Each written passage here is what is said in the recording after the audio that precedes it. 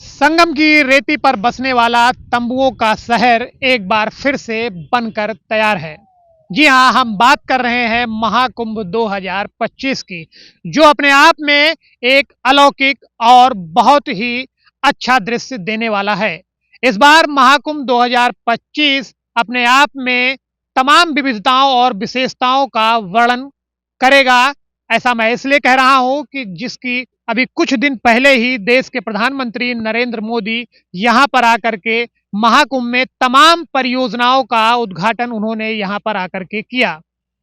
अब अगर बात करें महाकुंभ प्रयागराज की, तो यहां पर समय से पहले ही कार्य को करने का आदेश दिया गया है। इस संगम की रेती प्रयागराज में देश से ही नहीं बल्कि विदेश से तमाम श्रद्धालु आने वाले हैं और जिसका वर्णन काफी दिनों से किया जा रहा है, प्रचार प्रसार भी किया जा रहा है। आप मेरे पीछे देख सकते हैं कि यहाँ पर एक ट्रैक्टर चल रहा है और कई दिनों से यहाँ पर जेसीबी और तमाम क्रेनें व छोटी छोटी मशीनें जो यहाँ पर चल रही हैं और काफी युद्ध स्तर पर लगभग 2 महीने से संगम की रेती पर यह कार्य किया जा रहा है। प्रयागराज महाकुंभ 2025 की अगर हम बात करें तो इस बार सबसे जो अनोखी बात अपने आप में है वो है 7,500 करोड़ की योजना से बना तंबू, जो जिसके लिए सरकार ने बजट किया है 7,500 करोड़ की लागत से यहाँ पर सबसे बड़ा तंबुओं का शहर बनेगा, जिसमें तमाम साधु सन्यासी आकर के यहाँ पर बैठक करेंगे और उनके आकर्षण का ये केंद्र रहेगा। अगर हम बात करें महाकुंभ प्रयागराज की, तो यहाँ पर सबसे जो बड़ी बात है वो अपने आप में ये है कि यहाँ पर अक्षयवट कॉरिडोर बनाया गया है और यहाँ पर अक्षयवट कॉरिडोर में आप आकर के सीधे लेटे हुए हनुमान जी का दर्शन कर सकते हैं, जो प्रधानमंत्री नरेंद्र मोदी ने पिछली बार आकर के अक्षयवट कॉरिडोर बनाने की बात किया था। और अगर बात करें महाकुंभ प्रयागराज की, तो इस महाकुंभ प्रयागराज में और भी कई चीजें हैं जो अपने आप में दर्शकों यात्रियों को यहाँ पर देखने के लिए मजबूर करेगी। जैसे दशाश्वमेध घाट, जिसे नए तरीके से बनाया गया है, यहाँ पर किला द्वार बनाया गया है, संगम के किनारे पक्के घाट बनाए गए हैं जो आपको अपने आप में इस बार बदला हुआ स्वरूप दिखाई पड़ेगा। हनुमान मंदिर कॉरिडोर बनाया जा रहा है जिसका कार्य बहुत तेजी से चल रहा है, जो अपने आप में नया आपको दिखाई पड़ेगा।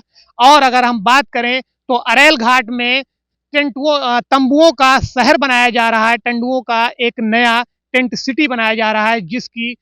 समीक्षा योगी आदित्यनाथ खुद कर रहे हैं। योगी आदित्यनाथ शहर में तीसरी बार आकर के यहाँ पर तमाम कार्यों की समीक्षा कर रहे हैं और आने के बाद उन्होंने यहाँ पर 1 जनवरी यानी 8 दिन के अंदर सभी कार्यों को पूरा करने के दिशा निर्देश दिए गए हैं। इस बार महाकुंभ 2025 में तमाम तैयारियों को पूरा करने का पूरा आश्वासन दिया गया है और आपको बता दूं कि यहाँ पर कई हजार हेक्टेयर जमीन को इस बार बढ़ाया गया है, जो 2019 के मुकाबले ज्यादा है।